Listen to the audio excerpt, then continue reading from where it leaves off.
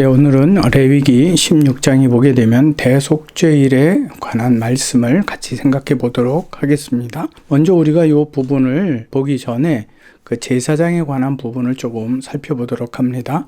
출애굽기 30장 10절에 보면 아론이 1년에 한 번씩 이 향단 뿔을 위하여, 향단 뿔이라고 하는 것은 속죄소를 이야기하죠. 속죄하되 속죄의 피로 1년에 한 번씩 대대로 속죄할지니라. 대속죄일을 전제하고 있습니다. 이 제단은 여호와께 지극히 거룩함이니라. 그러니까 속죄소의 그 향단의 뿔을 속죄의 제물에 피를 바름으로 인해서 정결케 하라고 말씀하고 계십니다. 근데 레위기서 16장 1절에서부터 이제 34절을 보게 되면 아론의 두 아들이 여호와 앞에 나가다가 죽은 후에 여호와께서 모세에게 말씀을 하셨습니다. 두 아들이 왜 죽었습니까? 나답과 아비후인데 레위기서 6장 8절로부터 보게 되면 9절에 아론과 그의 자손에게 명령하여 이르라. 번제의 규례는 이러하니라. 번제물은 아침까지 제단 위에 있는 석쇠 위에 두고 제단의 불이 그 위에서 꺼지지 않게 할 것이요 그랬어요. 그러니까 그 번제단의 불이 항상 꺼지지 않도록 하고 그 성막 안에서 필요한 모든 불이 있다면, 불의 씨앗이 필요하다면 그곳으로부터 가지고 가서 불을 피우고 향을 피워야 되는 거예요. 그런데 12절에 보니까 제단 위의 뿔은 항상 피워서 꺼지지 않게 할지니 제사장은 아침마다 나무를 그 위에서 태우고 번제물을 그 위에 버려놓고 화목제의 기름을 그 위에서 불사를 지며 불은 끊임이 없이 제단 위에서 피워 꺼지지 않게 할지라. 이것이 제사장의 의무 중에 하나입니다. 제단의 불이 꺼지지 않도록 계속 유지하는 거죠. 장작을 주고 기름을 태워서 돼요. 레위기서 9장 22절에서부터 24절에 보니까 첫 위임식이 끝나고 이제 제사를 드리게 되는 겁니다. 이제 아론과 그의 아들들이 아론이 백성을 향하여 손을 들어 축복함으로 속죄제와 번제와 화목제를 마치고 내려왔어요. 번제를 드리고 내려왔어요. 그러면 여기에 쓰였던 불은 어떤 불일까요? 그렇죠. 사람들이 피운 불이에요. 이걸 여러분들이 잘 기억하셔야 돼요. 23절에 모세와 아론이 회막에 들어갔다가 나와서 백성에게 축복하며 여호와의 영광이 온 백성에게 나타나며 불이 여호와 앞에서 나와 제단 위에 번제물과 기름을 사른지라. 온 백성이 이를 보고 소리 지르며 엎드렸더라 그랬어요. 번제를 드리고 하나님 앞에 섰는데 그때에 하나님께서 하늘로부터 하나님의 그 보좌로부터 불이 나와서 그 제단에 남겨져 있는 모든 것들을 다 살라버렸어요. 그러니까 백성이 이를 보고 놀랬겠지요. 다 놀랬습니다. 자, 이것은 무엇을 의미하느냐면요. 첫 속죄제와 번제와 화목제를 마쳤을 때에 하나님께서 그들의 불에 하나님이 인쳐주신 거예요. 이제부터 이 불은 내 불이어야만 한다라고 하는 것을 확인시켜 주신 거예요. 그러니까 무슨 말이에요? 다른 불로는 내게 드리지 말아라 라는 말씀이에요. 나는 이 불만 받겠다라는 말씀을 하고 계신 거예요. 그런데 레위기 10장 1절에 보게 되면 아론의 아들 나답과 아비후가 각기 향로를 가져다가 여호와께서 명령하시지 아니한 다른 불을 담아 여호와 앞에 분향하였다 그랬어요. 이건 뭐예요? 그냥 이제로부터 하나님의 불이 임한 그 이후로부터는 그 번제단에 있던 그 불씨를 가지고서 사용해야만 하는데 내 향로가 없네? 저기서 아무 불이나 갖고 와 그래갖고 불을 들였다가 그 불이 여호와께로부터 나와서 그들이 죽어요. 그래서 아론의 아들 나답과 아비후가 죽임을 당합니다. 그래서 2절에 불이 여호와 앞에서 나와 그들을 삼키며 그들이 여호와 앞에서 죽었다라고 되어 있습니다. 이 부분에서 그러면 왜 그들이 그런 일을 했을까라는 거죠. 왜? 여호와께서 아론에게 말씀하여 이르시되 너와 네 자손들이 회막에 들어갈 때에는 포도주나 독주를 마시지 말라 그랬어요. 이 말은 무엇을 전제하고 들어야 되느냐 하면 나답과 아비후가 포도주를 마셨다라는 거죠. 그래서 이 분별력을 상실해버린 겁니다. 무엇으로 하나님께 드려야 되는지를 깜빡했다라는 말이죠. 그리하여 너희 죽음을 면하라. 이는 너희 대대로 지킬 영원한 규례라 라고 말씀을 하고 계십니다. 그리하여 너희가 거룩하고 속된 것을 분별하고 부정하고 정한 것을 분별하여 또 나 여호와가 모세를 통하여 모든 규례를 이스라엘 자손에게 나타내고 가르친 것을 너희가 그들에게 정확하게 가르칠 수 있지 않겠니? 그 말씀을 하신 거예요. 지금 레위기 16장 1절에 그 내용이 전제가 되어져 있어요. 이제 16장, 레위기 16장으로 넘어옵니다. 여호와께서 모세에게 이르시되 내 형 아론에게 이르러 성소의 휘장 안 법궤 윗 속죄소, 이것을 시은좌라고 표현하기도 합니다. 하나님께서 은혜를 베푸시는 그의 보좌라는 뜻이에요. 속죄소 앞에 아무 때나 네 마음대로 들어오지 말고 그렇게 하여서 너희가 죽지 않도록 하라. 이는 내가 구름 가운데서 속죄소 위에 나타남이니라. 거기는 내 자리다라는 거예요. 우리도 내 방에 다른 사람이 들어올 때는 예의를 갖춰서 들어오잖아요. 쉽게 말하면 그거예요. 하나님께 나올 때 그의 집무실에 들어갈 때는 당연히 예의를 갖추고 들어가라는 얘기예요. 레위기 16장 3절에 보니까 아론이 성소에 들어오려면 어떤 예의를 갖춰줘야 되느냐? 수송아지로 속죄 제물로 삼고 순양을 번제물로 삼고 거룩한 세마포 속옷을 입으며 세마포 속바지를 몸에 입고 세마포 띠를 띠고 세마포 관을 쓸지니 이것들은 거룩한 옷이라 물로 그의 몸을 씻고 그것들을 입고 들어와라 라고 말씀을 하고 계십니다. 대제사장이 속죄소에 들어갈 때에는, 속죄소라고 하는 것은 지성소를 두고 이야기하거든요. 그 지성소에 들어갈 때에는 반드시 이 절차를 거치고 들어와야 된다라는 거예요. 그렇지 않고서는, 내 절차가 아니고서는 나는 네가 들어오는 것이 네가 아무리 대제사장이라 할지라도 나는 너를 받아들이지 않겠다라는 말씀을 하고 있는 겁니다. 그러므로 제사의식의 가장 중요한 핵심은 뭐냐? 여호와 하나님께서 받으시도록 드리는 것이 제사요, 여호와 하나님께서 찾으시는 예배로 드리는 것이 참 예배가 된다라는 거예요. 영과 진리죠. 제사장은 제사의식을 위해 임무를 맡은 사람이지만 거룩한 사람이 아니다라고 하는 아주 단적인 표현이, 만약에 제사장이 본래부터 거룩했다라면 그의 거룩으로 하나님 앞에 자유롭게 나아갈 수 있겠죠. 근데 그렇지 못해요. 왜요? 그것은 원죄를 타고난 사람이기 때문에 그렇습니다. 하나님께서 잠시 그 집례자로 세우기 위하여 그에게 어떠한 임무를 주신 것 뿐이에요. 그렇기 때문에 제사장은 절대 거룩한 존재가 아닙니다. 그 예식을 행할 때 거룩한 존재가 되는 겁니다. 그래서 예식을 마치게 되면 자기의 그 거룩한 옷을 어떻게 해야 돼요? 벗어놔야 돼요. 들어갈 때만 입어야 돼요. 자요, 레위기서 16장 5절에 보게 되니까 이스라엘 자손의 회중에게서 속죄 제물로 삼기 위하여 순염소 2마리와 번제물로 삼기 위하여 순양 1마리를 가져갈지니라. 이제부터 이제 대속죄일에 절기 제사가 이제 설명이 되고 있습니다. 그때 그 두 염소를 가지고 회막문 여호와 앞에 두고 두 염소를 위하여 제비를 뽑되 한 제비는 여호와를 위하여 한 제비는 아사셀을 위하여 할지니라 그랬어요. 여기서 여러분들이 잘 들어보지 못한 용어가 나오죠. 아사셀 염소가 나옵니다. 아사셀 양이라고 표현하기도 하지요.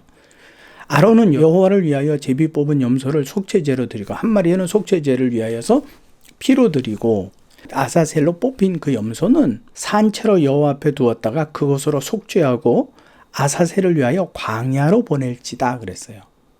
아사셀 염소를 어디로 보내라고요? 죽이지 말고 한 염소는 죽이되 한 염소는 살려서 광야로, 산채로 광야로 보내라고 말씀을 하고 있는 겁니다. 아사셀이라는 그 뜻은 뭐냐면요, 내보낸 염소, 속죄의 염소라는 뜻도 가지고 있습니다. 광야라고 하는 것은 사막입니다. 사막은 사람이 거하지 아니하는 곳이고 마실 물과 먹을 풀이 없는 곳을 이야기하는 겁니다. 그곳에 가라고 이야기하는 거죠. 왜 이런 말씀을 하셨을까요? 레위기서 16장 11절에 보면 아론은 자기를 위하여 속죄제에 수송아지를 드리되 자기와 집안을 위하여 먼저 속죄하고 속죄제를 드리고 향로를 가져다가 여호와 앞 제단 앞에 피운 불을 그것을 채우고 또 곱게 간 향기로운 향을 두 손에 채워가지고 휘장 안으로 들어가서 여호와 앞에 분향하며 향연으로 증거궤 위 속죄소를 가리게 할지니 그리하면 그가 죽지 아니할 것이다. 자, 먼저 2마리 염소 중에 1마리를 어떻게 하죠? 제물로 드리죠. 그러면 그 제물에 피가 있을 거 아닙니까?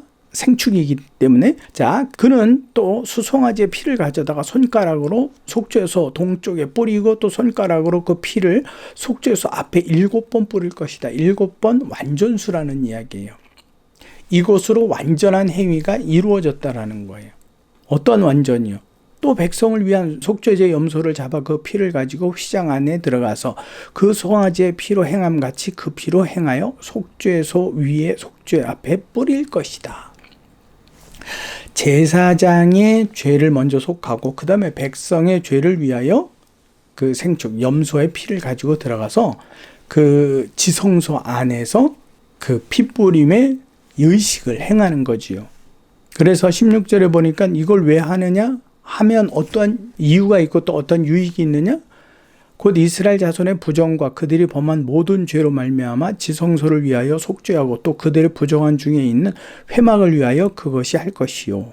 그가 지성소에 속죄하러 들어가서 자기와 그의 집안과 이스라엘 온 회중을 위하여 속죄하고 나오기까지는 누구든지 회막에 있지 못할 것이며 그는 여호와의 앞 제단으로 나와서 그것을 위하여 속죄할지니 곧 수송아지의 피와 염소의 피를 가져다가 제단 귀퉁이 뿔들에 바르고 또 손가락으로 그 피를 그 위에 7번 뿌려 이스라엘 자손의 부정에서 제단을 성결하게 할 것이요 그 지성소와 회막과 제단을 위하여 속죄하기를 마친 후에 살아있는 염소를 드리되 살아있는 염소 어떻게 드리는 거죠? 이제 그때가 되어서 그 살아있는 그 제비 뽑힌 아사셀 염소가 있죠. 그 아사셀 염소를 이제 광야로 끌고 가서 보내버리는 겁니다. 지성소 안에서의 의식이 끝나고 아론이 먼저 자신의 죄와 백성을 위한 속죄의 피를 드린 후에 아사셀 양을 보내게 되는 겁니다. 그래서 레위기서 16장 21절에 보니까요. 아론은 그의 두 손으로 살아있는 염소의 머리에 안수하여 이스라엘 자손의 모든 불의와 그 범한 모든 죄를 아뢰고 그 죄를 염소 머리에 두어 미리 정한 사람에게 맡겨 광야로 보낼지다 그랬어요. 누구누구에게 내가 안수하면 이것을 끌고 가서 광야에 두고 너희가 돌아와라. 그러니까 그 염소는 다시 데리고 오지 말라는 거예요. 죽든지 살든지. 22절에 염소가 그들의 모든 불의를 지고 접근하기 어려운 땅에 이르거든 그는 그 염소를 광야에 놓을지니라 그랬습니다.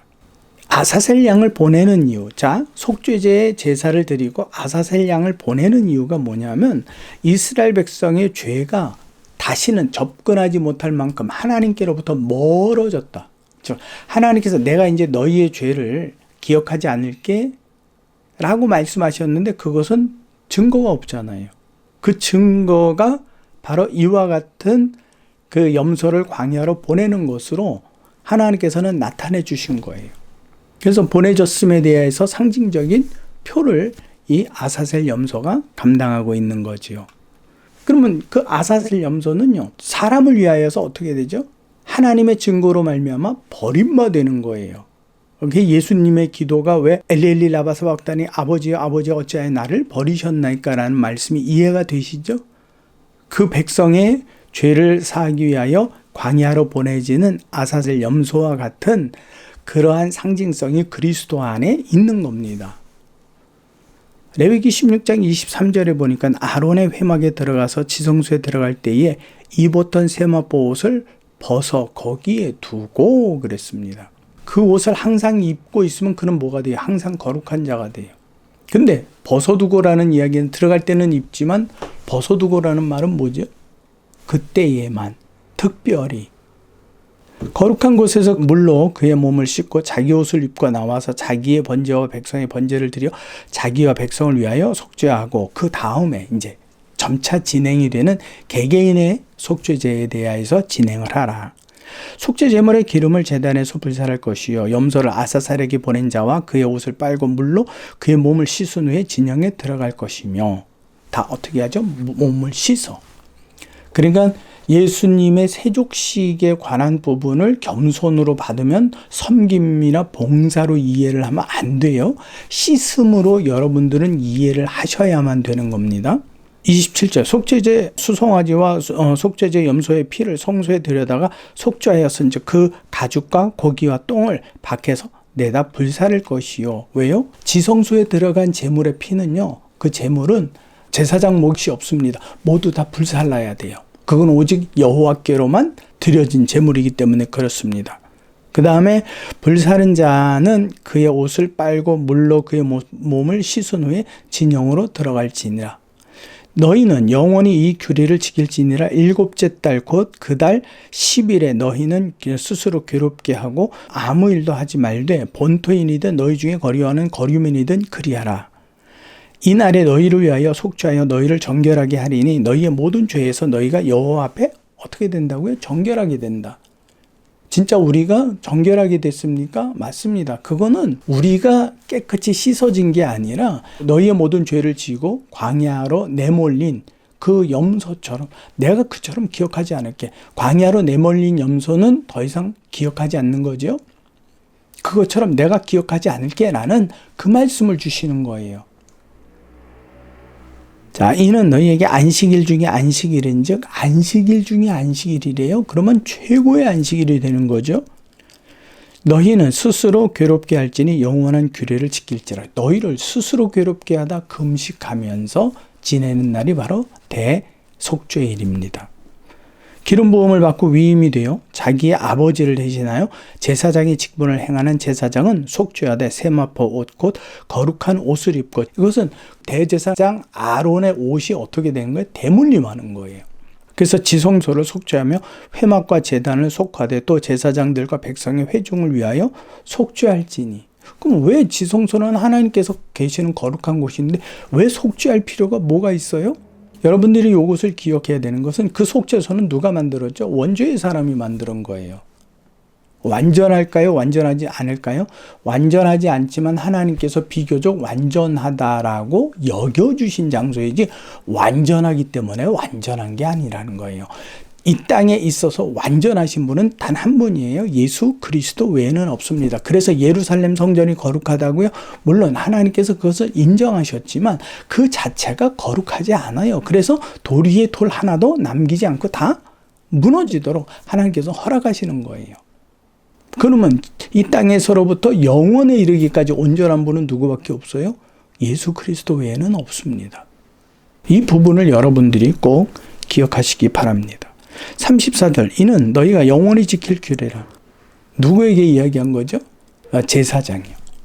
이스라엘 자손의 모든 죄를 위하여 1년에 한 번 속죄할 것이니라. 아론이 여호와께서 모세에게 명하신 대로 행하였다. 개인의 죄를 대속하는 속죄 제사가 있었고요.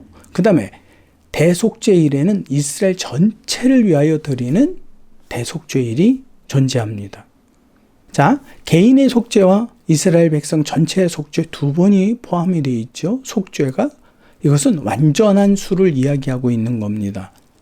즉, 두 번의 속죄가 있다는 것은 하나님께서 완전케 하시겠다라는 거예요. 이 부분에 대해서는 조금 시간이 지나면서 다른 성경들을 보면서 설명이 더해지게 될 겁니다. 자, 다음 말씀을 읽고 속죄일의 아사셀 염소에 관한 내용을 마치도록 하겠습니다. 자, 하나님께서 아사셀 양을 피로 받으시고 보냄으로 이제 죄가 다 이제 너희 몸에서 사라진 것으로 내가 여기겠다라는 말씀이죠. 이사야서 1장 18절 말씀을 보겠습니다. 여호와께서 말씀하시되 오라 우리가 변론하자. 너희의 죄가 주홍 같을지라도 눈과 같이 희어질 것이요 진홍같이 붉을지라도 양털같이 희게 되리라. 정말 희어진 것일까요? 그렇죠. 아사셀 양이 진짜로 아론이 안수했다고 이스라엘 백성의 모든 죄를 안수했다고 머리에 진 것일까요? 그처럼 하나님이 어떻게 해주시겠다? 인정해 주겠다라는 거예요. 내 마음이 그러하도록 내 마음이 그러한 것을 이처럼 상징적인 것으로 표현해 주신 거예요. 시편 103편 8절에서부터 좀 긴데요. 103편 8절로부터 읽습니다. 여호와는 긍휼이 많으시고 은혜로우시며 노하기를 더디하시고 인자하심이 풍부하시도다. 자주 경책하지 아니하시며 노를 영원히 품지 아니하시리로다. 우리의 죄를 따라 우리를 처벌하지 아니하시며 우리의 죄악을 따라 우리에게 그대로 갚지 아니하셨으니 이는 하늘이 땅에서 높음같이 그를 경외하는 자에게 그의 인자하심이 크심이로다. 동이 서에서 먼 것 같이 우리의 죄가를 우리에게서 멀리 옮기셨으며 아사셀 염소요. 아버지가 자식을 긍휼히 여김같이 여호와께서는 자기를 경외하는 자를 긍휼히 여기시나니 그랬습니다. 왜요? 왜 이러한 제도들, 제사의 제도들, 왜 속죄의 제사 제도들 왜 말씀하셨을까요? 이는 그가 우리의 체질을 아시며 우리가 단지 먼지뿐임을 기억하셨음이로다. 두려운 말씀이죠. 저와 여러분들은 완전한 질서의 하나님 앞에 어떠한 존재라고요? 먼지 같은 존재예요. 인생은 그날이 풀과 같으며 그 영화가 들의 꽃과 같도다. 그것은 바람이 지나가면 없어지나니 그 있던 자리도 다시 알지 못하거니와. 여호와 인자하심은 자기를 경외하는 자에게 영원부터 영원까지 이르며 그의 공소는 자손의 자손에 이르리니 곧 그의 언약을 지키고 그의 법도를 기억하며 행하는 자에게로다. 이제 여러분들에게 이 대속죄일에 있는 그 제사의식, 그 절기 제사에 대하여서 여러분들이, 그리고 속죄에 관한 부분이 어떠한 내용을 담고 있는지 여러분들이 조금은 좀 이해가 깊어졌기를 소망합니다. 자, 이스라엘의 6월절로부터 새해가 시작이 되거든요. 그게 대략 4월 중순부터입니다. 음력으로 따져서요. 7달째가 되니까 10월에서 12월 사이가 되겠죠. 그때에 드려지는 것이 바로 대속죄일입니다. 바로 그 전에 행해지는 게 수장절이고 초막절이고 장막절입니다. 그 절기에 대해서 우리가 조금 더 시간을 갖고 생각하도록 하겠으며, 다음 시간에는 레위기서 17장에서 20장까지 말씀을 생각하도록 하겠습니다. 수고하셨습니다.